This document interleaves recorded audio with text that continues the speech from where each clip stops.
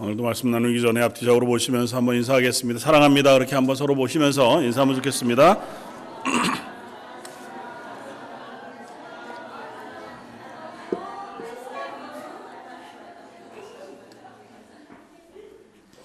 좀 이제 많이 익숙해지셨어요. 저는 앉아 있는데 그걸 시키면 정말 힘들더라고요. 근데 이 올라오니까 오늘 누가복음 말씀을 가지고 침묵 속에서도 그 뜻을 깨달아야 한다고 하는 제목으로 말씀을 나누고자 합니다. 요즘 저희들에게 들려오는 소식들이 참 어지럽습니다. 특별히 한국에서 들려오는 소식들을 들으면서 분노할 때도 있고 답답할 때도 있고 어떻게 해야 하나 싶을 때도 있고, 하나님은 왜 이런 일들을 허락하셨는가 궁금하기도 하고, 이런 때 그리스도인은 어떻게 반응해야 하나 하는 생각들도 없지 않아 듭니다. 여러 소식들이 어지럽게 들려오는 시대 속에 살아갑니다. 그러나 이 모든 상황 속에도 하나님은 살아계신 줄 믿습니다. 하나님께서 이 일들을 선으로 인도해 가실 줄을 믿습니다. 오늘 말씀을 준비하면서 살아계신 하나님께서 이와 같은 때에도 일하고 계시다고 하는 사실을 묵상했습니다. 특별히 우리가 생각할 때에 하나님 침묵하고 계신 것은 아닌가? 왜 하나님 말씀하시지 않지? 왜 일하시지 않을까? 그게 사회뿐 아니라 우리 가정이나 교회나 개인 속에서도 그런 고백들이 있을 때가 있습니다. 요즘은 하나님 음성 듣기가 참 어려워. 아니면 왜 하나님으로부터 주어지는 은혜가 잘 안 느껴져? 아니면 하나님이 예배를 통해서건 내가 기도하는 시간을 통해서건 말씀을 읽는 시간을 통해서건 내가 첫사랑 때처럼 이렇게 말씀해 주시면 내가 좀 힘을 낼 수 있을 것 같은데 왜 그렇지 않을까 하는 생각이 없지 않아 들 때가 있어서 말씀을 묵상하는 가운데 하나님이 침묵하고 계신다고 해도 하나님이 일하시지 않는 것은 아니다고 하는 사실을 확인합니다. 오늘 제가 칼럼에도 썼지만 하나님이 우리들을 만드실 때에 인간의 몸에 면역 체계라는 것을 만들어 놓으셨어요. 그뿐만 아니라 우리가 살아가는 삶의 모든 장소들이 항상 하나님 만드신 아름다운 상태로 유지되지 않고 우리들이 인간의 죄악 때문에 오염되어져 가기 때문에 사람 몸에 외부로부터 병원균이든 나쁜 것이든이 자꾸 침투하게 되어집니다. 하나님 우리를 만드실 때 피부나 눈썹, 코털, 혹은 심지어는 여러 기관을 통해서 외부로부터의 공격을 막을 수 있도록 인간을 만드셨어요.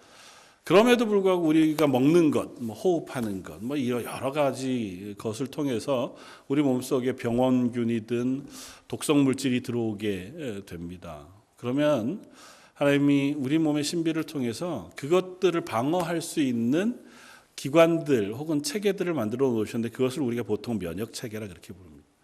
그래서 백혈구나 여러 기관들에서 독성 물질이 들어오면 그것하고 싸우는 거죠. 싸워서 그것들을 몸 밖으로 내놓게 되어집니다. 그래서 그런 때가 되면 이제 몸이 아픕니다. 열이 나거나 아니면 상처가 곪거나 아니면 덧나거나 이런 모든 일들은 대부분은 다 그렇게 우리의 몸에 있는 면역 체계가 그런 바이러스들이나 혹은 다른 독성 물질과 싸우느라고 일어나는 거죠. 알러지도 그렇고 몸에 나는 여러 두드러기나 혹은 여러 모든 것들이 대부분은 그렇습니다. 웬만해서 하나님께서 우리를 만들어 놓으신 그 기관들이 잘 작동하면 며칠, 길게는 한두 달 이렇게까지는 고생할 수 있을지 모르지만 결국은 우리 몸의 면역 체계가 그런 독성들을 다 이기게 돼서 몸이 다시 원상태로 돌아갈 수 있도록 그렇게 하나님 만들어 놓으셨어요. 그러니까 아프다.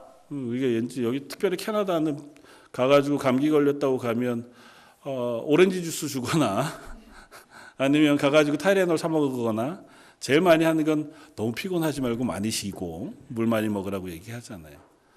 사실은 하나님이 만들어 놓으신 우리 몸이 그렇게 해야 되도록 되어 있습니다. 그러니까 약을 먹는다는 게 우리 몸에 있는 면역 체계에다가 조금 더 힘을 더해 주는 것밖에 없지 그 몸이 그것들을 이기도록 하나님께서 만들어 놓으셨어요. 몸만 아니라 하나님 만드신 자연도 그렇습니다.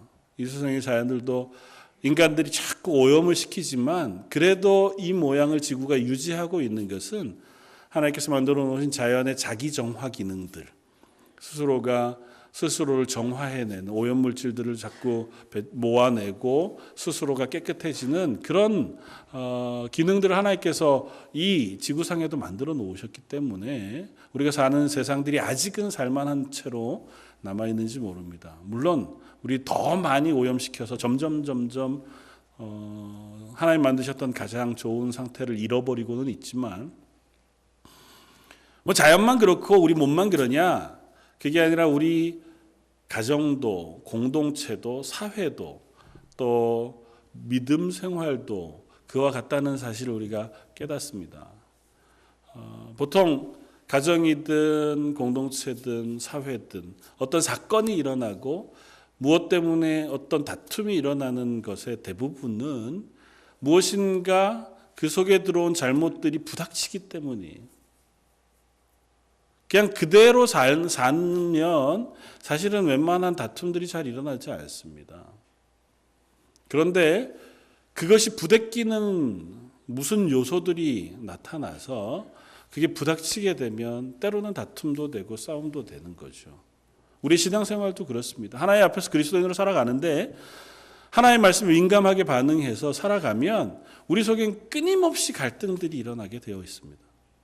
하나님 우리 속에 성령으로 임재해 계시는 한 우리가 살아가는 세상이 그렇게 깨끗하지 않잖아요. 죄와 악이 가득하고 만나는 많은 요소들에서 하나님의 말씀에 순종하지 못할 많은 부분들을 만납니다. 그리고 그 안에서 우리가 우리 속에 있는 죄의 욕망 혹은 욕심들 그것과 더불어서 때로는 타협하고 때로는 무시하고 살아가는 그 삶을 살아가는데 그러다가 보면 어느 순간 우리 속에 하나님의 음성, 하나님의 말씀이 우리를 부대껴 도전해 온다는 거죠. 그게 때로는 심각한 좌절일 수 있습니다. 내가 왜 이렇게밖에 못 사나? 난 정말 은혜를 받은 게 맞나? 하나님 구원받은 사람으로 이렇게 살면 안 되는데 그게 도전으로 가지 않고 좌절로 갈 때도 많이 있죠. 공동체 안에서는 이것밖에 안 되나?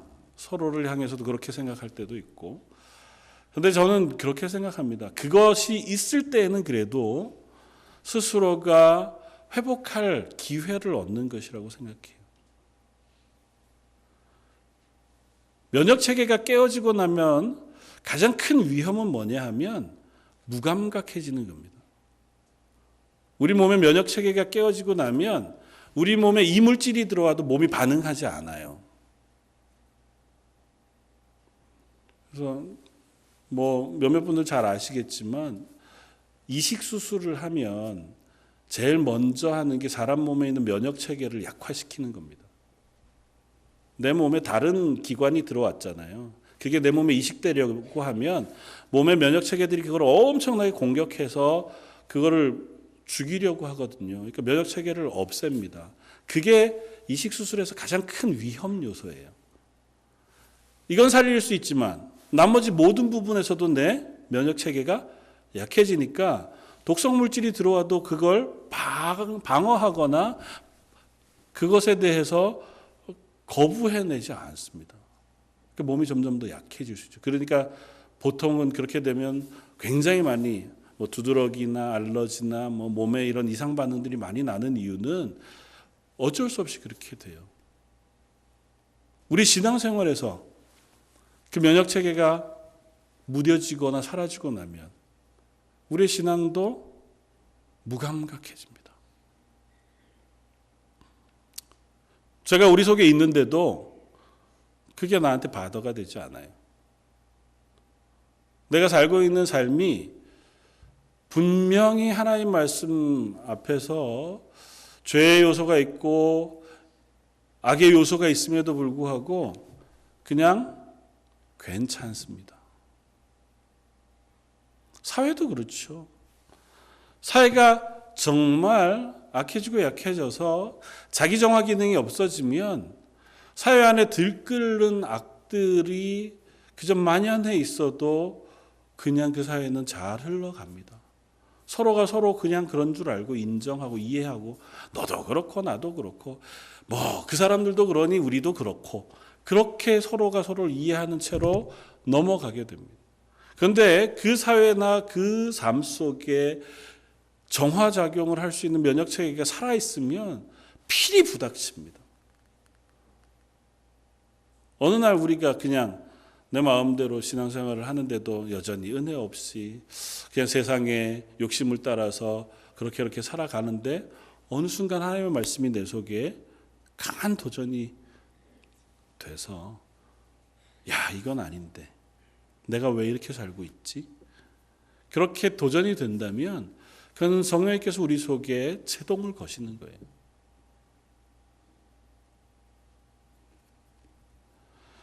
성경 가운데 보면 신약과 구약 사이는 아주 몇 장 되지 않는 종이로 나뉘어져 있습니다. 그런데 말라기 선지자와 마태복음, 우리가 오늘 읽고 있는 요한, 세례 요한의 시대까지는 400년이라고 하는 빈 공간이 있습니다. 그때를 우리는 하나님이 침묵하신 때로 보통은 이해해요. 말라기 선지자 때까지 하나님께서 이스라엘에게 거듭거듭 선지자들을 보내십니다. 가장 악한 북이스라엘의 왕이었던 아합 왕 시절에 엘리야를 보내셨던 것, 그리고 엘리사를 보내시고 또 남북 유다가 멸망할 시절에 이사야, 예레미야, 그리고 그들이 멸망할 바벨론 포로되어졌을 때에 다니엘, 에스겔을 보내시고 그 중간에 미가나, 요나나, 하박국 선지자, 말라기 선지자까지 이스라엘이 악했던 시절에 하나님께서 거듭거듭 선지자들을 보내셨습니다. 200여 년 기간 동안에 하나님 선지자들을 얼마나 열심히 무수히 보내셨는지 몰라요. 그들이 바벨론 포로된 데서 돌아와서 다시 이스라엘을 회복한 이후에도 여전히 하나님 앞에 되돌아오지 않았습니다. 하나님의 말씀에 불순종했고 말라기 선지자의 아주 준엄한 선포를 들어보면 돌아온 이스라엘조차도 하나님 앞에 말씀 앞에 순종하지 않았어요. 하나님께서 또 선지자를 보내십니다. 또 말씀하세요. 그런데 말라기 선지자를 끝으로 하나님께서 침묵하세요. 무려 400년 동안이나. 그리고 세례 요한이라고 하는 사람이 어느 날 나타납니다. 광야의 선지자의 모습으로 나타나요. 약대 털옷을 입고 석청을 먹으면서 광야에서 살면서 털이 덥수룩한 채로 사람들에게 외칩니다. 회개하라, 천국이 가까웠느니라. 회개에 합당한 열매를 맺고 너희의 삶을 돌이켜 하나님으로 오지 아니하면 너희에게 심판이 임할 것이다. 어쩌면 이스라엘 사람들에게 대단한 반응을 일으켰을 겁니다. 우리가 읽은 이 누가복음 앞쪽 3장에 보면 이 세례 요한을 향해서 혹 우리가 기다리던 메시아인가? 그런 반응이 있었다고 할 정도로 이스라엘 사람들에게 이 세례 요한의 등장은 놀라운 것이었습니다. 그렇겠죠. 40년, 400년 동안 하나님 침묵하셨는데 이제 세례 요한을 통해서 하나님의 말씀이 선포되잖아요. 하나님 400년 동안 침묵하셨을까요? 왜 침묵하셨을까요? 하나님 그들에게 관심이 없으셨을까요? 저희는 그 하나님의 침묵하셨다고 생각하는 그 시간 동안에도 하나님 말씀하셨다는 사실을 기억해야 합니다. 더 이상은 선지자를 보내시지 않았습니다. 아마 이유는 그렇겠죠. 선지자들을 아무리 보내어도 너희가 되돌아오지 않는구나예요. 아무리 외쳐도 너희가 그 음성에 반응하지 않는구나. 더 이상은 선지자를 통해서 너희가 회복되기는 불가능하구나. 그래서 하나님이 하나님의 일을 하십니다. 뭐요? 예수 그리스도를 이 땅에 보내셔서 우리를 통째로 죽음에서 건져 생명으로 옮겨 놓으실 하나님의 구원의 일들을 계획하시고 실행하세요. 이제 선지자를 보내어 너희를 되돌이키게 하는 것이 아니라 예수 그리스도를 통하여 너희를 구원하실 계획을 진행하십니다. 그리고 그 이야기를 이미 선지자들을 통해서 선포하게 하셨어요. 선지자들의 얘기를 귀담아 들었다면 하나님이 지금 무슨 말씀을 하고 계신지 그들이 알았을 겁니다. 우리가 하나님이 침묵하시다고 생각하는 이유 중에 하나는 이것입니다. 우리가 하나님의 말씀을 듣지 않기 때문입니다. 하나님 침묵하시다고 여기는 경우는 보통은 저는 두 가지 정도쯤으로 압축해 볼 수 있다고 생각해요. 하박국 선지자나 시편 기자가 하나님 앞에 하나님 왜 침묵하십니까? 말씀 좀 해주십시오. 이럴 수가 있습니까? 그렇게 답답하게 토로하며 기도했던 그 기도에 응답하신 하나님처럼 오래 참으시는 하나님이셔서 하나님 침묵하시는 것 같을 때가 있어요. 우리가 죄악을 범하면 바로 심판하시고 잘하면 바로 칭찬하시고 그냥 그렇게 해주시면 좋겠는데 안 그러신 것 같은 이유는 하나님이 모든 민족이 구원받기를 바라시는 은혜의 하나님이셔서 우리의 죄악을 오래 참으셔서 그래서 하나님 침묵하시는 것 같을 때가 있습니다. 그러나 더 많은 경우는 하나님 침묵하신다고 느끼는 이유 중에 하나는 하나님의 말씀을 향해서 우리가 귀를 기울이지 않고 눈을 뜨지 않기 때문이에요. 하나님 말씀하셔도 듣지 않으니까 하나님이 침묵하신다고 생각하는 겁니다. 하나님 말씀에 반응하는 동안은 우리의 면역체계가 작동해요. 우리가 죄인일 수 있습니다. 실패할 수 있어요.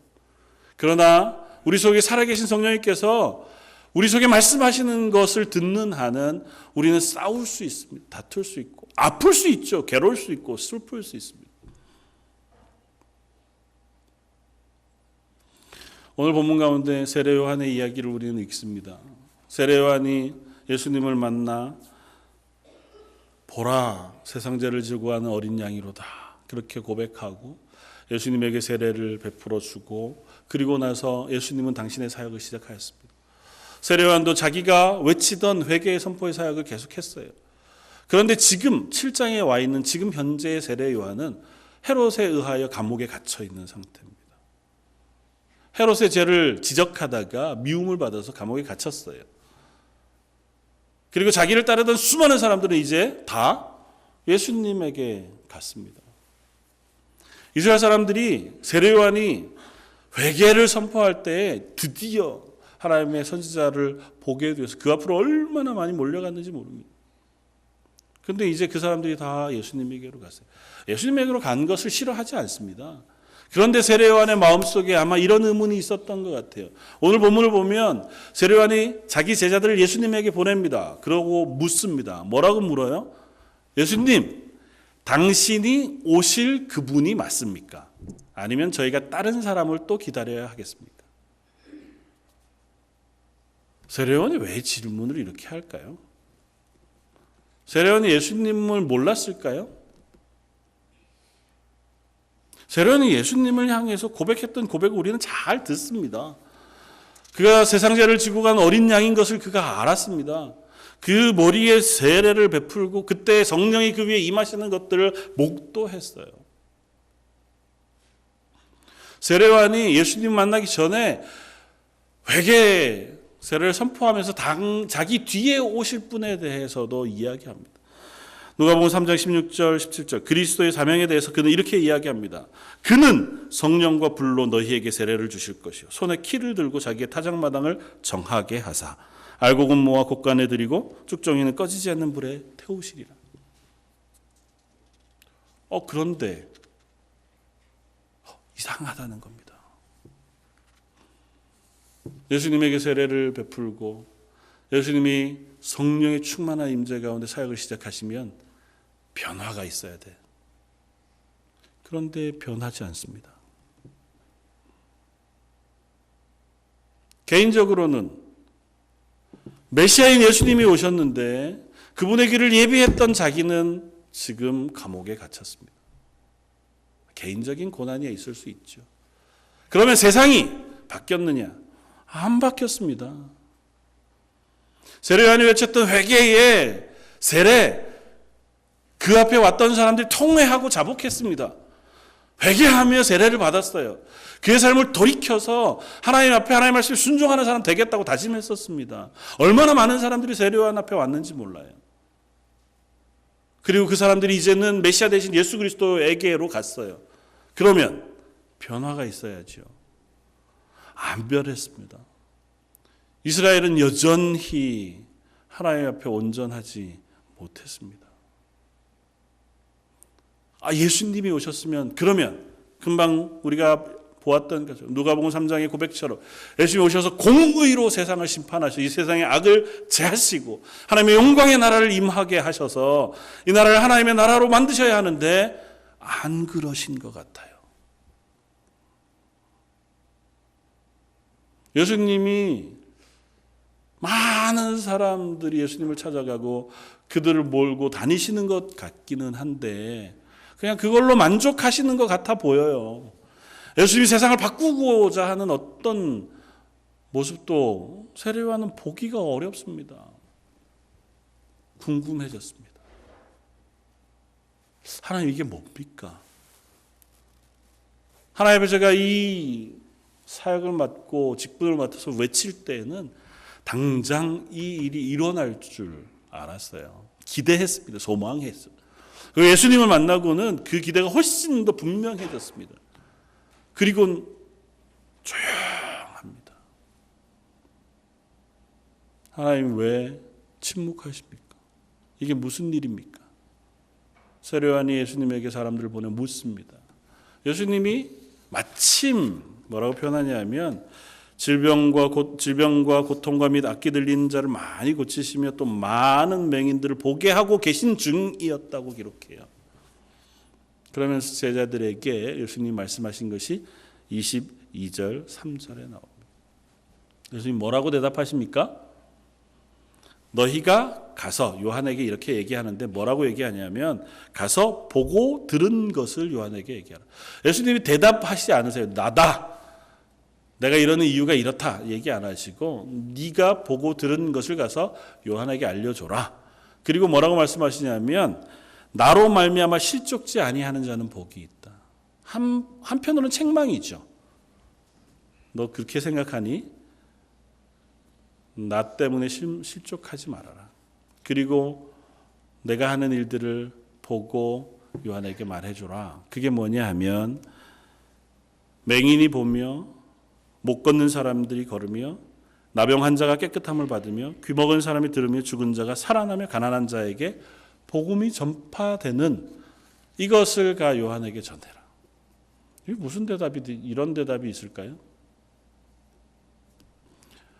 요한은 이 이야기를 듣고 깨달았다더라 이런 얘기도 없고요. 이 이야기 뒤에는 요한은 그저 목배임을 받아서 억울하게 죽는 것으로 이야기가 끝이 납니다.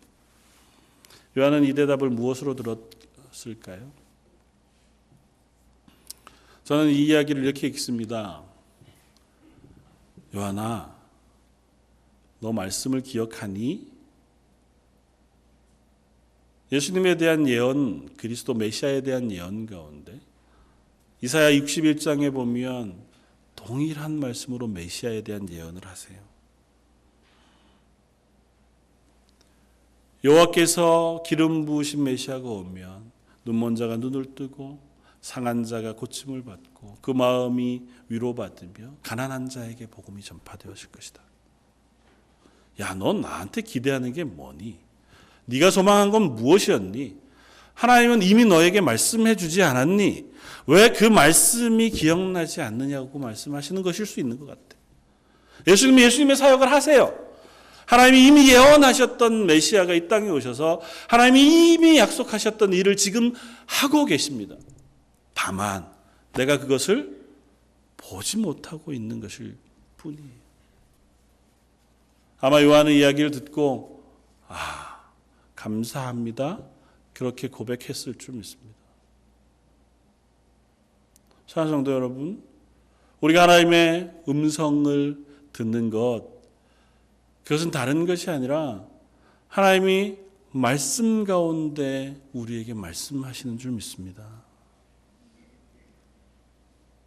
하나님의 은혜를 받는 것, 하나님이 어느 날 갑자기 나는 아무것도 안 했는데, 나는 그냥 있는데 성령의 불을 내 마음속에 던져주셔가지고 그 성령의 불이 내 속에 타고 올라와가지고 내가 견딜 수 없어서 그래서 이제는 하나님 앞에서 열심히 살겠습니다. 고백한 그런 은혜가 있죠. 그 가능하면 여러분들이 다, 저와 여러분들이 그와 같은 은혜 속에 있기를 원합니다. 그러나 그 은혜는 이미 우리에게 주어졌습니다. 하나님 66권이라고 하는 성경의 전체 말씀을 통해서 이미 말씀하셨고 말씀하고 계시고 여전히 우리 속에 약속하고 계시고 그 일을 이루고 계세요. 다만 우리가 그것을 보고 듣고자 하지 않기 때문이에요. 하나님의 하나님 되심이 성경에 얼마나 놀랍게 선포됩니까? 하나님이 얼마나 놀라운 사랑으로 우리를 사랑하고 계시다는 사실을 말씀하고 계십니까?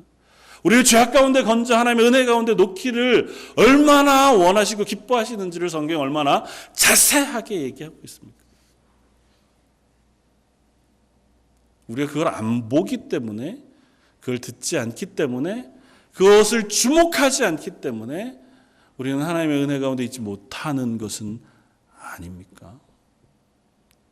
하나님 요즘 정말 하나님의 은혜가 필요합니다. 정말 하나님 내 속에 확 마음을 바꿀 만한 그런 경험을 좀 허락해 주셨으면 좋겠습니다. 여러분 성경을 읽으십시오. 그리고 기도하십시오. 하나님이 이미 우리에게 약속하시고 이미 우리에게 역사하고 계신데 그걸 잊고 무시하고 또 다른 것을 기대하는 건 어쩌면 내가 원하는 방법과 내가 원하고 기대하는 그것을 기다리고 있는 것밖에 되지 않는지 모릅니다. 저 여러분들은 이미 하나님의 은혜 가운데 있는 사람들입니다.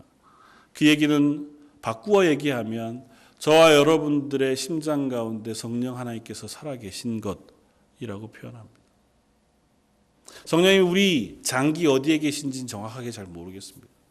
분명히 성령 하나님께서 우리 가운데 내주하신다고 했으니까. 성경은 보통은 우리의 심장 가운데 내주하실 것이라고 생각해요. 왜냐하면 그게 우리 생명의 중심이니까.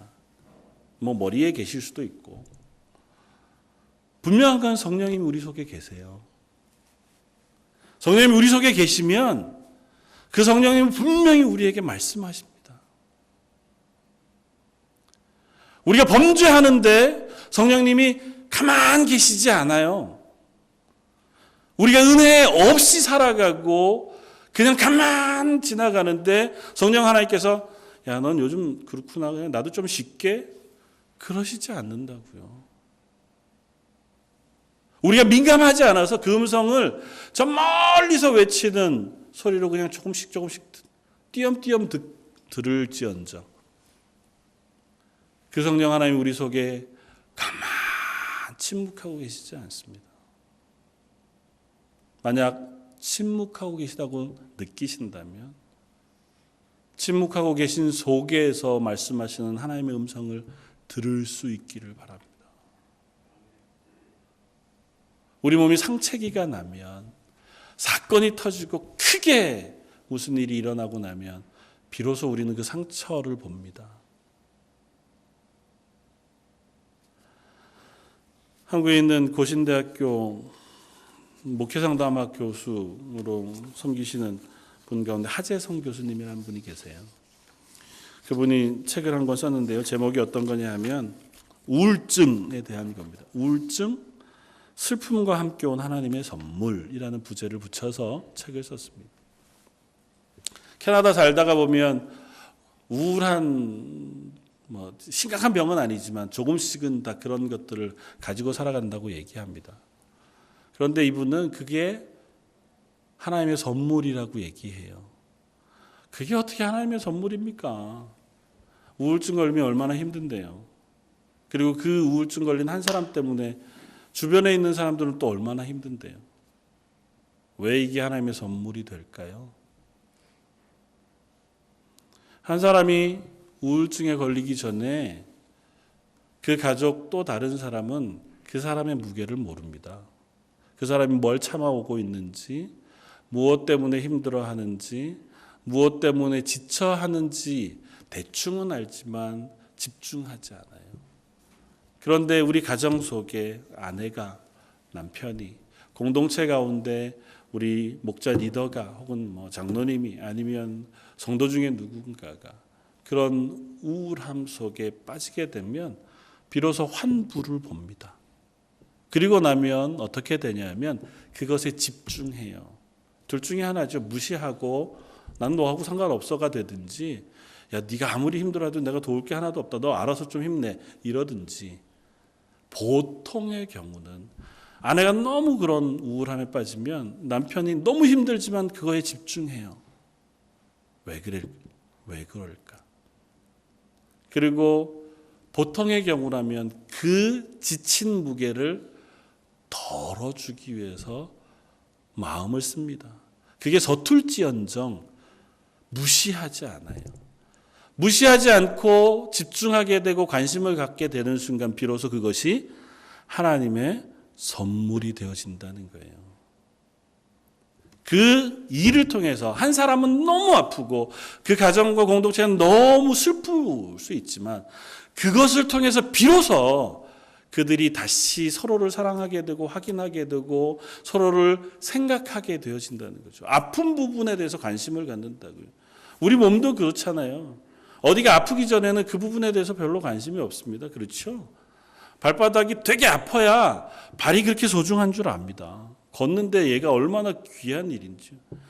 전 엄지 발톱으로 한번 이렇게 잘라낸 적이 있었어요. 그러고 나니까 엄지발톱이 얼마나 소중한지 알았습니다. 얘가 아프니까요. 뛰지도 못하겠고 걷지도 못하겠고요. 아파야 그 부분이 얼마나 소중한지도 알고 그 부분이 왜 아팠는지도 생각하게 돼요. 발이 아프면 내가 걷는 자세가 잘못됐나? 아니면 내가 서 있는 게 뭔가 문제가 있나? 우리 공동체 가운데 내 가족 중에 누군가가 우울하고 힘들어하고 아파하면 왜 그럴까? 너무 짐이 무거운가? 너무 혼자 있는 시간이 많아 외로운가? 우리가 그것들을 점검하잖아요. 신앙도 마찬가지입니다. 우리 가운데 어떤 슬럼프가 오거든 하나님 저를 회복시켜 주실 때까지는 제가 할 게 없습니다. 이렇게 머물러 있지 마세요. 신앙에 슬럼프가 오고 내가 신앙 가운데 은혜가 없는 자리에 있는 것 같고 지쳐 있는 것 같고 힘겨운 것 같으면 거기를 환부를 보십시오. 왜 그런가? 그래야 그것을 회복할 수 있는 은혜가 있고 그것을 위하여 일하시는 하나님을 볼 수 있습니다. 하나님이 400년 동안 조용하신 것 같았어요. 하나님이 일 안 하시고 이스라엘을 이제는 버리신 것 같았습니다. 아니요, 안 그랬다고요. 하나님이 예수 그리스도를 이 땅에 보내시기까지 가장 소중한 일을 준비하시고 소중한 일을 실행하고 계셨다고요. 요한복음은 그래서 예수님이 오신 것을 때가 참에라고 얘기해요. 하나님의 때가 다 참에 하나님께서 그간 계획하셨던 것을 비로소 이 땅 가운데 이루셨다고 말하십니다. 사랑하는 성도 여러분, 저와 여러분들의 삶 속에도 동일한 마음으로 일하시는 하나님이 지금도 일하고 계신 줄 믿습니다. 저 여러분들이 혹 그 하나님을 발견하지 못하고 그 음성을 듣지 못해서 여전히 답답할지언정 그 하나님은 포기치 않고 우리를 향하여 말씀하고 계신 줄 믿습니다.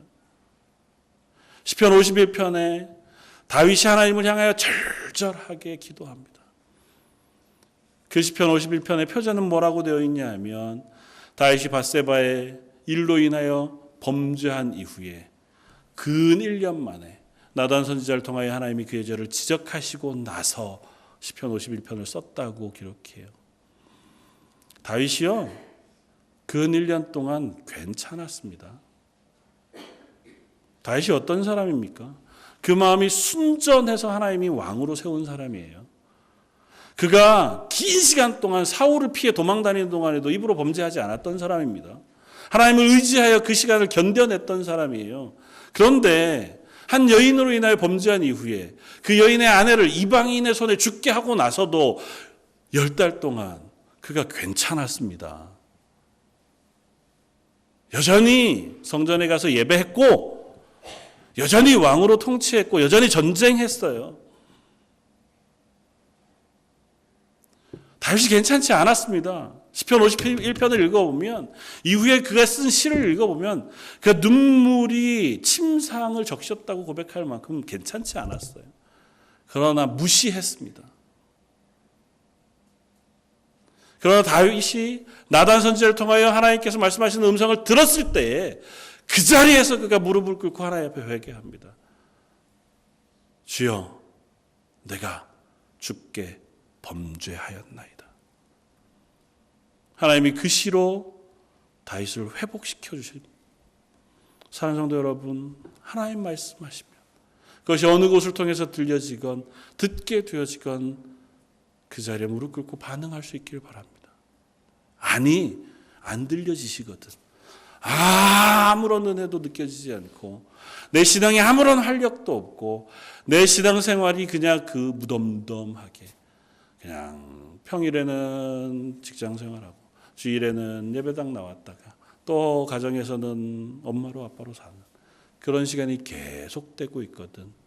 그 자리에 멈추시고 무릎을 꿇으시고 하나님의 은혜를 구하는 자리에 서십시오.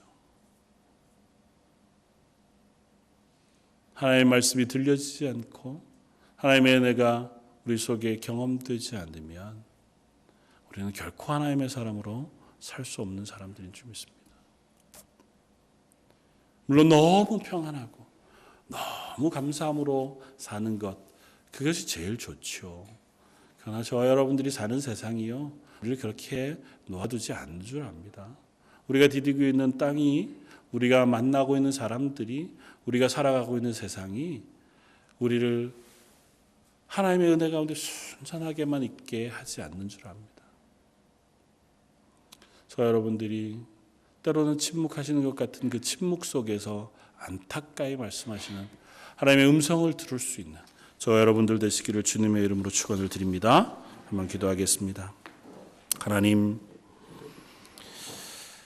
감옥 가운데에서 하나님의 뜻을 알고자 몸부림치며 안타까워했던 세례 요한, 그에게 말씀을 기억나게 하시고 그 하나님의 뜻을 알리셔서 비록 그는 감옥에서 죽어가지만 하나님의 구원의 은혜는 이 땅에 이루어지는 것을 사모하게 하시니 감사합니다. 저희들의 삶이 이 땅을 살아가면서 자주 무감각해지고 분주할 때가 많지만 그때마다 멈추어 서서 기도하고 하나님의 은혜를 구하는 자리에 저희를 세워 주옵소서. 그리고 그때에 하나님 저희 속에 말씀해 주시고 저희 가운데 은혜를 경험케 해주셔서 하나님의 사람으로 살아가는 저희 런던 제일장로교 모든 성도들의 가정 되게 하여 주옵소서. 오늘 말씀 예수님 이름으로 기도드립니다. 아멘.